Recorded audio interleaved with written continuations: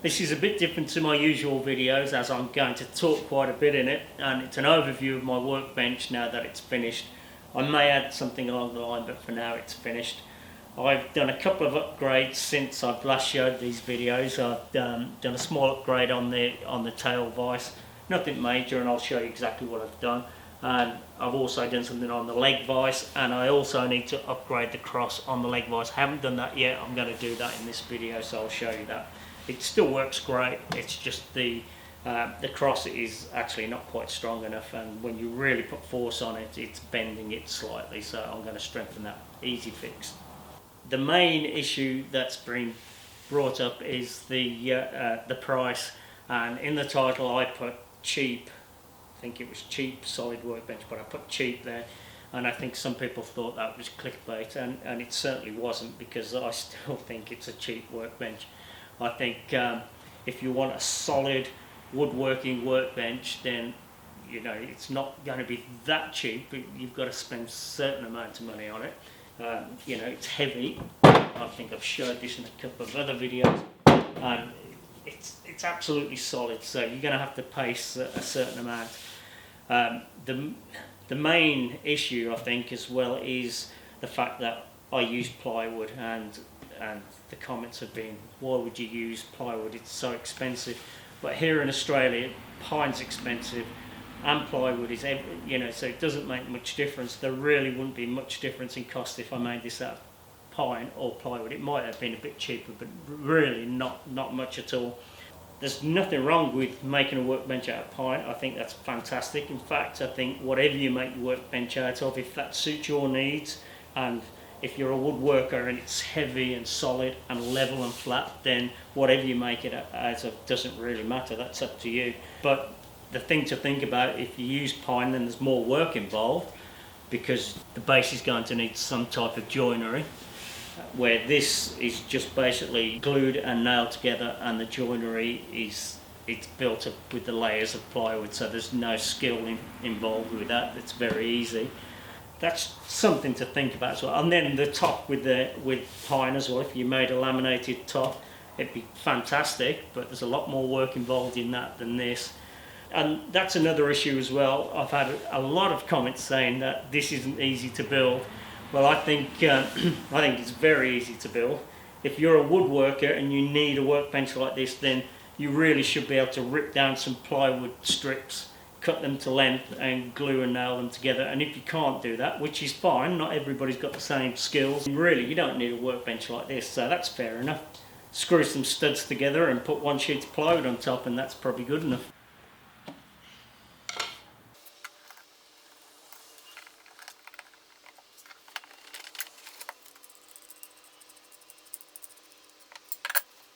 I had to make a new block because the old one split. I think that happened for a couple of reasons. One reason was that block was the original one of the project, and as the vise evolved I put screws in different places, and I think I weakened it, and that definitely didn't help. I probably should have made a new block there and then.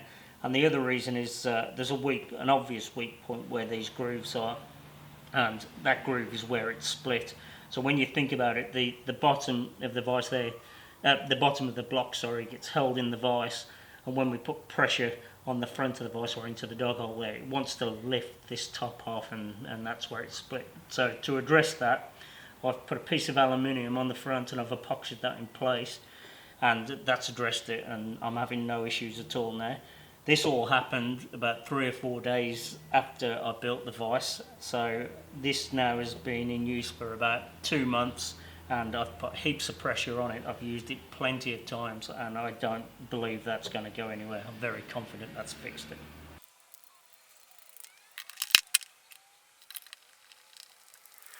And the only other thing it is I drill the hole in the back of the leg down here where I keep the dog for it. I'm extremely happy with my leg vise. I pretty much use it every day, and it's been working great for most general tasks. It's perfect. And I was using it this way for so long, no worries at all. And then one day I needed to crank it up a little bit more, and I realised something wasn't quite right. And what that is the cross is a bit weak and it's bending because the angle line isn't strong enough. And when I first made it, I thought that was a possibility, but everything seemed to be good because I never found the need to crank it up that far. But it's an easy fix. I've got some flat bar and I'm just going to beef it up, and I'm going to do that now.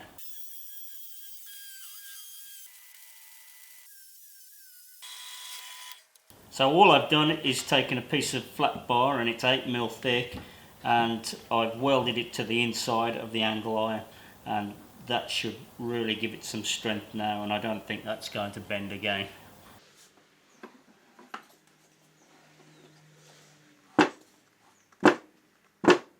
A small upgrade I did to the vise was to put this piece of timber in across here, and that's to support the screw and to eliminate any sideways movement.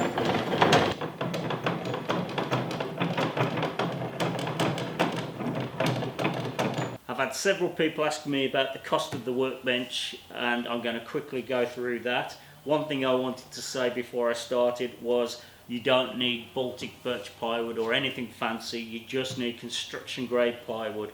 And everybody keeps saying how expensive plywood is. That's all you need. You don't need anything fancy, so it doesn't cost that much. I used 7 half sheets of plywood and I paid $10 each. I know I got them cheap. I got them in a private sale. I think I bought 32 half sheets and I've got about half of those left. So that's what I built. All of the workbench apart from the very top, and the only reason I used a different piece for the top is, and this is construction grade plywood on the top, it's got a 5mm or almost 5mm thick ply, so I thought that would be better on the top, because this other stuff, the ply is like paper thin, it's very thin. So it's fine for the rest of it, but it wouldn't have been very good for the top. And that plywood is cheap and nasty stuff. It's got voids in it. I've had bits actually split apart. When I've cut them into a strip, the strip's just fallen apart. Not all of it, but here and there it's done it. So it's not that good. Some people seem to think that it's something fancy. It really isn't. So if I'd have had construction grade plywood for the in stock, I would have built the whole thing out of it. No worries at all. So yeah, I used 7 sheets of that, so there's $70. Glue, nail and screws, that's the only other thing I used in there. I've put $10 there. Somebody said that I must have used a ton of glue. Not really, I used a fair amount, but not gallons or anything, so $10 I put there. The trim around the edge, I milled that myself a couple of years ago from 3 logs, so that didn't cost me anything. So the workbench alone, without storage, without vices, cost me $80. That's all it cost me. Storage, I'm going to come to how much it cost if I bought everything retail in a minute, by the way. The storage cost me, I had 3 half sheets of plywood, $10 each again, there's $30. I used drawer slides, 3 pairs of those, they were $12 each, so that's $36. And the drawer fronts again, I used timber that I'd milled myself, so that was free. So the storage cost $66. So the workbench without vices, with the storage, was $80 plus $66, $146 for the workbench alone. So then the tail vise, that was made from an old car jack. I paid $4 for that from the Oppie, and they had more than one in there. I had a choice of quite a few, so they're not hard to get. And then the rest of it was just scraps. I know some people think I should cost scraps in, but really they are just small scraps, and I keep scraps for things like that. So it cost $4 for a tail vise. That's all it cost, $4. So moving on to the leg vise, that cost me, well, the main cost, sorry, was the scaffold leveling screw, and that cost $30. It was actually only $16, but I had to pay $14 shipping because I couldn't find one locally. So if you find one locally, it'll be cheaper. And then the rest of it was basically the steel, and I got $10 there, and there really isn't $10 of steel in there, so that's fair. So that's $40, and again, the chop I milled myself. If you wanted to do it cheaply, you could use a 2x8, or so it can be done cheaply. Even though a 2x8 in Australia isn't that cheap, but still, that's an option. So the leg vise was $40. So all up, the bench, storage, 2 vices, it cost me $190. So now I'll go through what it would have cost retail. The plywood is the main cost, so I would have needed, I used 7 half sheets, that's 3.5 full sheets. So I've put $40 a sheet there. I have actually bought them in the past for $36, $37-ish I think, but I've put 40, so that keeps it nice round numbers. So 3.5 sheets of that, that's $140. The glue, nails and screws, that stays the same, there's $10. And then I needed 3 half sheets I put for the storage, so that's 1.5 sheets, so there's $60 there at $40 a sheet again.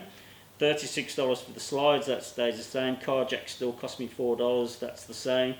Scaffold leveling screw, $30, that stays the same. Steel stays the same. So that comes to $290. I haven't put anything in for the trim, but that's because who knows what you want to use. You might want to buy some expensive, nice hardwood and set it off, or you might want to use some timber off pallets, or you might want to rip down a 4x2 or whatever. And again, the chop, it's just whatever you want to use, so you can add that on. So 290 Australian dollars all up for a workbench with a leg vise and a tail vise. That's what it cost. One other thing is the price is, this is Australian dollars, so I put $40 a sheet. I actually looked on, I'm not sure now, this was a while back, but I looked on Lowe's or Home Depot or one of those big stores in the US, and I saw construction grade 3/4 inch plywood, and it was $27 something. We'll call it $28. So you can do it even cheaper in the US than we can do it. So $290 for the whole thing, Australian dollars. You could do it less in other parts of the world. So even though you could do it cheaper with pine, maybe it's still not that expensive. The other things I got asked about were ways of saving, and one way, or a good way of saving, would be the top, because it's in 4 layers. You could use a layer less, maybe that wouldn't be too bad. You could go 2 layers, it'd be okay, but it wouldn't be that solid. I wouldn't really want to do that myself, but maybe that's good enough for you.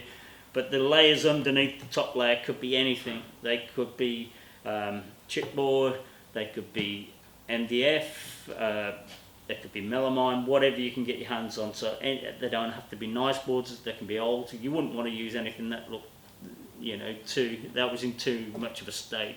You won't want anything that's swollen up or twisted or nothing like that, but it doesn't have to look nice. So you can, if you look around, it's surprising what you can find. You could even use for one layer any scraps that you got left off the full sheets of plywood after you've built the base. I'm sure there'd be enough to make one layer up there, so you could sandwich one of the middle layers with just scraps. So there's another way of saving and using up your scraps. Also, you could leave out the side rails, they're not actually needed. They do make it look nicer.